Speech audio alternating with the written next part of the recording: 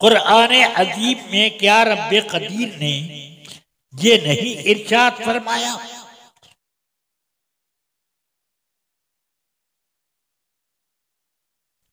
लौ अंज़लना हाज़ल कुरआन अला जबलिन लरअयतहु खाशिअन मुतसद्दिअन मिन खश्यतिल्लाह।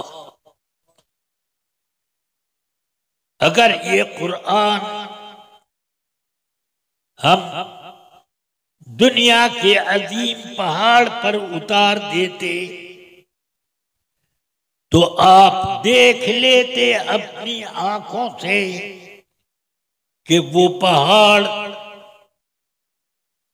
थरथराने लगा और फट कर रेजा रेजा हो गया। अब वो पहाड़ न रहता बल्कि क्या हो जाता, रेगिस्तान हो जाता। ये पहाड़ पर अगर ये कुरान उतर जाता, सख्त से सख्त चट्टाने उस बोझ को बर्दाश्त न कर पाती, सब रेगिस्तान बन जाता। ये कैफियत। अब मुझे बताओ कि ये कुरान पहाड़ इसका बोझ बर्दाश्त करने के बजाय वो बिल्कुल रेग बन जाता तो चेपिद्दी चेपिद्दी का शोरबा आप लोगों पर उतर जाता तो चटनी होते के बुकनी, सोचो क्या हो जाता। तो कुरान अल्लाह ने उस जात पर उतारा जिसकी कुव्वते बर्दाश्त वहां से शुरू होती है जहां पहाड़ों की कुव्वते बर्दाश्त जवाब दे जाती।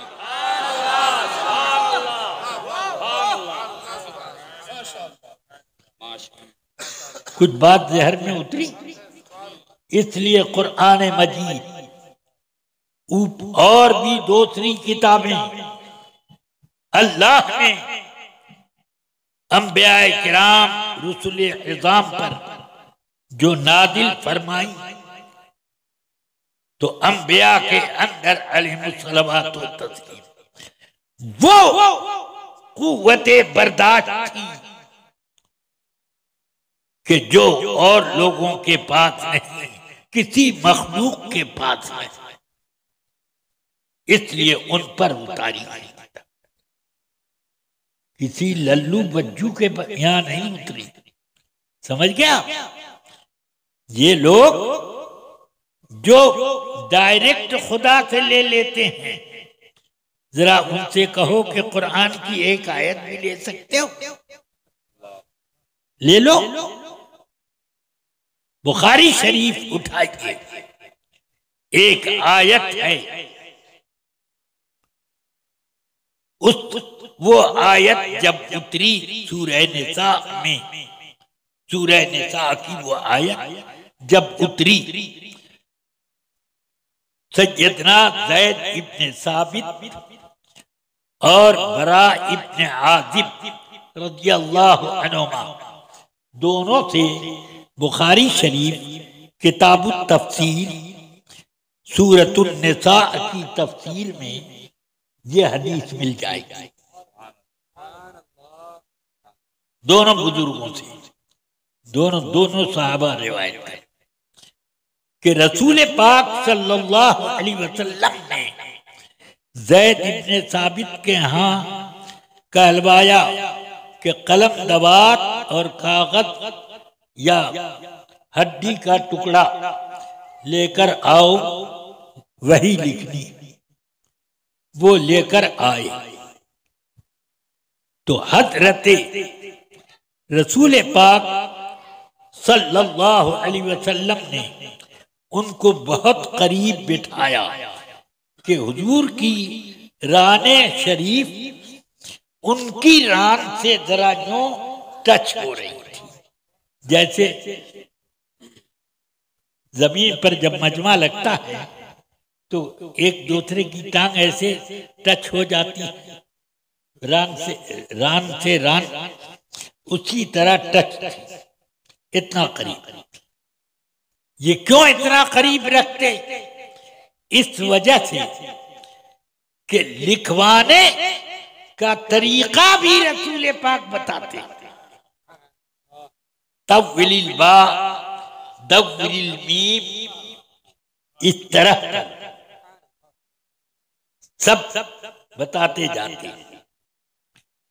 तो करीब में बिठाया, लिख रहे हैं, फरमाया लिखो, ला यस्तविल काइदून मिनल मुमिनीन वल मुजाहिदून फी सबीलिल्लाह। ये लिखो। वो लिखने लगे। इतने में एक नाबीना सहाबी सैयदना अब्दुल्ला इब्ने उम्मे मक्तूम हाजिर हो गए। सुना कि यह आयत लिखी जा रही है तो अर्ज करते हैं, या रसूल अल्लाह, मैं आंख से माजूर हूं, जिहाद का बड़ा शौक है, मगर आंख न होने की वजह से मैं मैदान जिहाद में नहीं जा सकता। मजबूरी है। बे आंख के आदमी जिहाद कैसे करे? किस पर तलवार चलाए, किस पर नेजा फेंके, किस पर तीर का निशाना साधे? ये या रसूल अल्लाह, आंख से मैं माजूर हूं, मुझे क्यों इतने बड़े फजल से महरूम किया जा रहा है? मैं खुद से तो घर में नहीं बैठा, माजूरी ने मुझे बैठाया।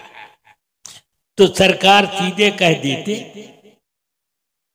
कि ए अब्दुल्ला इब्ने उम्मे मक्तूम, ये अल्लाह का कलाम है, जाके अल्लाह ही से कहा, मुझसे क्या बोलते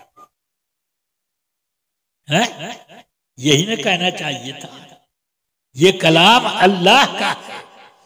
ला यस्तविल काइदून मिनल मुमिनीन वल मुजाहिदून फी सबीलिल्लाह। अल्लाह से अर्ज करो, मगर मेरे आका ने ये ना फरमाया। साहबा जानते थे जो अल्लाह के यहाँ बात पेश करनी है सरकार के सामने पेश करो। बखुदा खुदा का यही है दर, बखुदा खुदा का यही है दर, नहीं कोई और मफर मकर। कुरान इनके ही जरिए मिला और कुरान में जो हुक्म की सख्ती हो तो उसकी फरियाद भी इन्हीं के बारगाह में करें। फरमाते हैं हजरत बरा इब्ने आजिब और सैयदना ज़ैद इब्ने साबित रज़ियल्लाहु अन्हुमा के रसूल पाक के ये सुनने के बाद चेहरे का रंग सुर्ख हो गया, सांस तेज आने लगी, उसमें खर्राटे की सी आवाज आने लगी। फिर अचानक रसूल पाक की राने मुबारक का बोझ मेरी रान पर इतना बढ़ा, बुखारी में लफ्ज है, कादत फखदी अन तुरफ़ा, करीब था कि मेरी रान की हड्डी चकनाचूर हो जाए। पूरी रान नहीं रखी है, सिर्फ रान का जरा सा हिस्सा, मगर बोझ इतना बड़ा कि करीब था कि मेरी रान की हड्डी चकनाचूर हो जाए। फिर आकाए कायनात फौरन नॉर्मल हो गए। फरमाते हैं आयत में एक लफ्ज बढ़ाओ, गैरा उलिल ज़रारी